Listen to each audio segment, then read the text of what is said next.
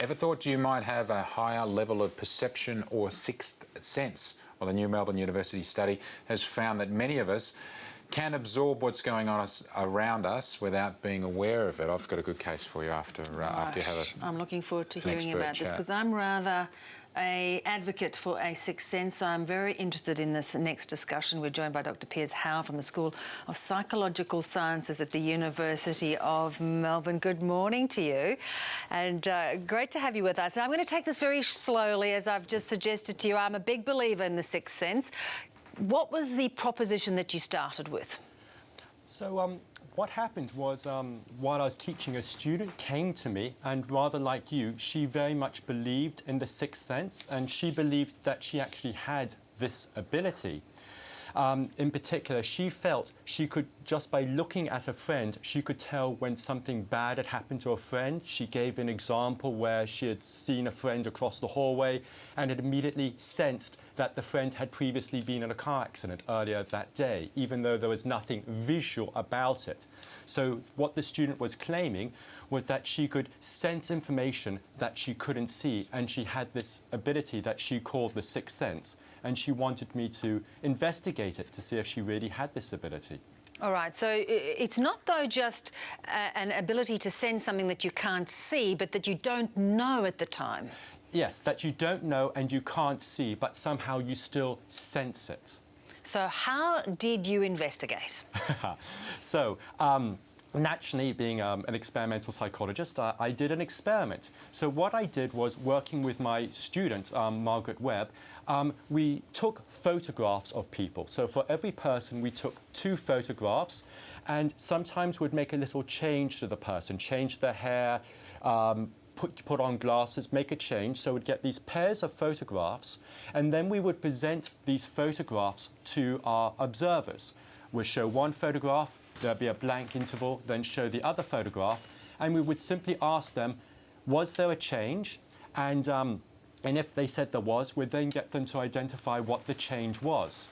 And what we found was that people were very good at sensing when there was a change to someone's appearance, but very bad at being able to verbalize what the change was. So we had arranged for all our observers to display this thing which could be described as a sixth sense. They were very good at sensing stuff, but they couldn't see what had changed. They could sense things that they couldn't verbalize. But what you're describing there is a physical change, yes, not necessarily an incident that has happened or an emotional change. Well, yes, and that's the key point. They could only do this when there was a physical change. They believed there wasn't a physical change because they couldn't verbalize it, but there always was a physical change.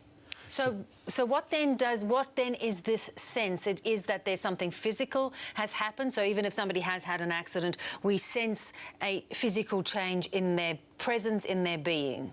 Well, that's exactly right. So what I did was, I could actually understand under what circumstances people had this feeling that they had a sixth sense.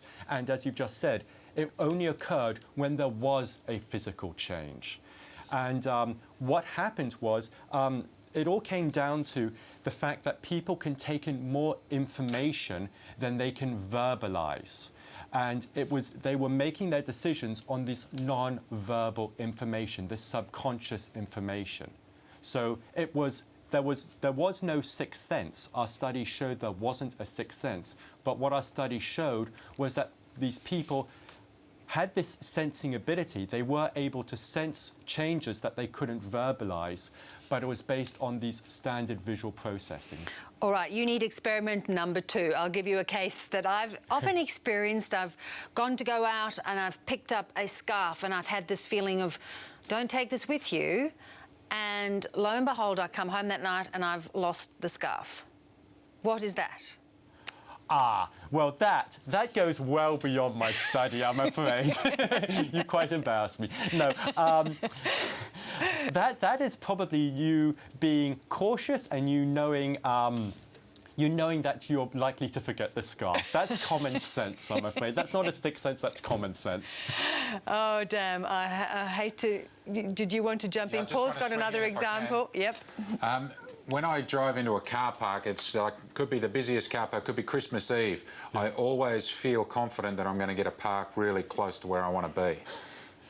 that sixth sense? Is that sixth sense or is that arrogance? Well, it's arrogance when you then don't find the car park. That always comes out okay. Well, then it's a sixth sense. No, it's not. Cool. Well, look, I'm fascinated by this. I can really understand what you're saying, and it's going to devastate a lot of people, but I'm going to keep believing. Good to talk to you, Piers. Good talking to you. Thank you. Bye-bye. Fascinating area there. Everyone's got their own example. I'm the same as you. I've had that absolute attitude with parking, and I almost always find a park. I don't think it's arrogance, it's just be positive. I've thought a lot about it because you do go into the car park, eventually you'll get one. So in the minutes leading up to that, you're so confident you're not worrying about anything? I also have what I call Rockstar. I go to a place and I go, I'm going to get Rockstar, which is a park right out the front, or Regional Rockstar, which means for the area, it's a pretty good park. But I always get one. So there you have it. There you go. I call it the George Costanza Park. Now, here we go, Seinfeld. Sorry about that. Snuck in.